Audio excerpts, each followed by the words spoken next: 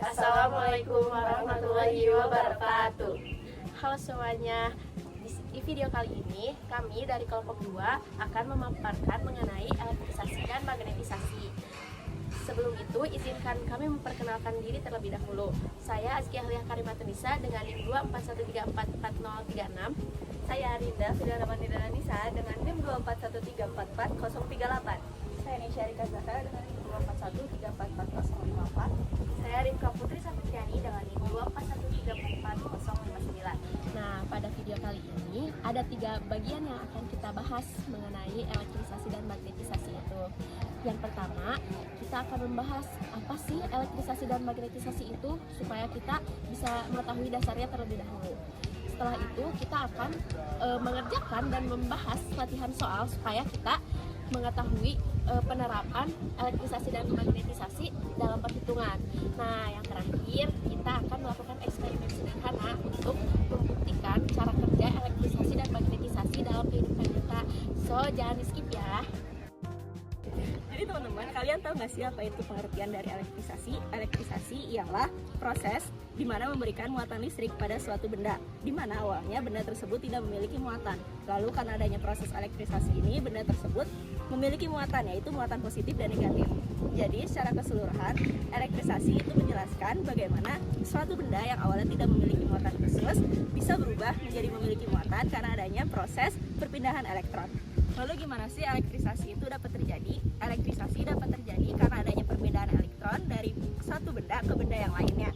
Apabila benda tersebut kehilangan elektron, maka itu adalah muatan positif. Sedangkan kebalikannya, bila benda tersebut diberikan elektron, maka itu adalah muatan negatif.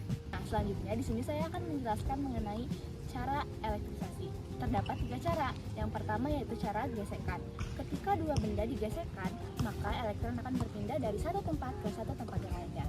Sehingga satu benda akan bermuatan positif dan satu benda lainnya akan bermuatan negatif. Lalu cara yang kedua adalah cara kontak. Ketika benda yang bermuatan digesekkan dengan benda netral, maka sebagian muatannya akan berpindah. Oleh karena itu, kedua benda tersebut akan memiliki 2 muatan yang sama. Lalu yang terakhir ada cara induksi, yaitu adalah cara elektrisasi dengan non fisik, yaitu mengantarkan muatan listrik ke suatu benda tanpa sentuhan langsung. Nah, itu dia penjelasan mengenai elektrisasi. Selanjutnya, yuk kita bahas mengenai magnetisasi. Apa sih magnetisasi itu?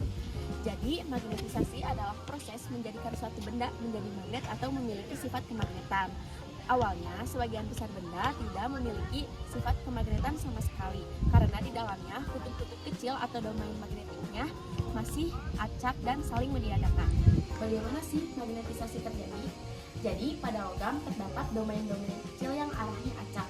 Pada saat kita memagnetisasi logam tersebut, domain-domain yang tadinya arahnya acak dipaksa untuk searah sehingga menghasilkan kutub utara dan selatan yang menjadikan logam tersebut menjadi magnet atau memiliki sifat kemagnetan.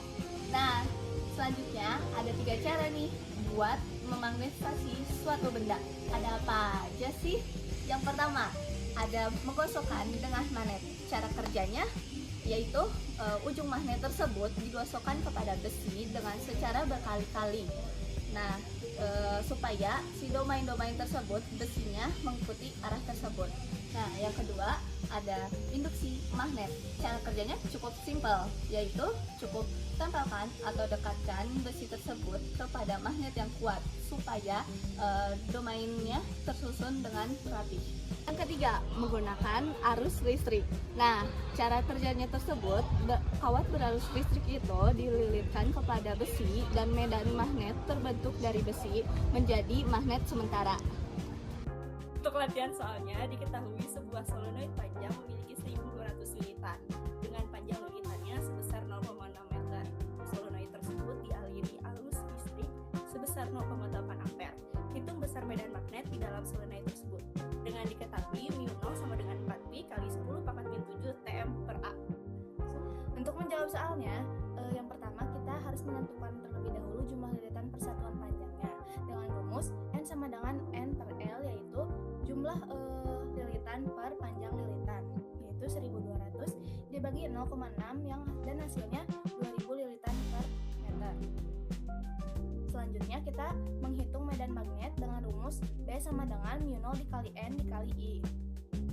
B sama dengan 4I dikali 10 pangkat min 7 dikali 2000 dikali 0,8. Hasilnya itu B sama dengan 2,01 kali 10 pangkat min 3 Tesla atau sama dengan 2,01 mili Tesla.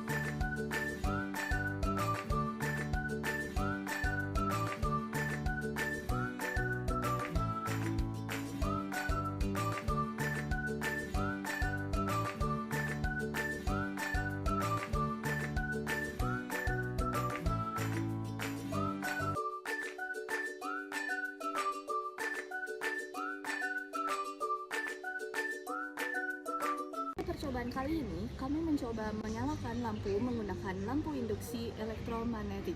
Namun, hasilnya lampu tidak menyala. Apakah itu berarti tidak terjadi induksi?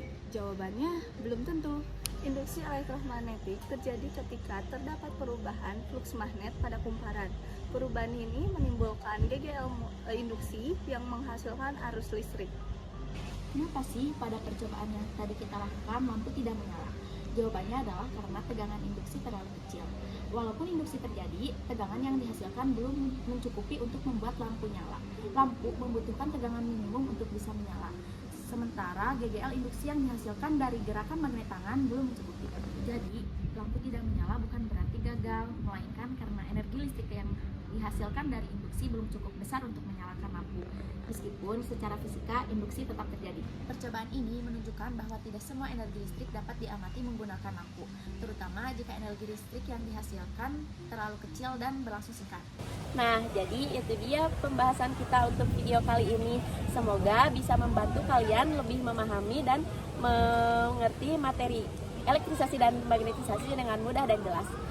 Sekian dari kami, mohon maaf apabila ada kesalahan. Wassalamualaikum warahmatullahi wabarakatuh.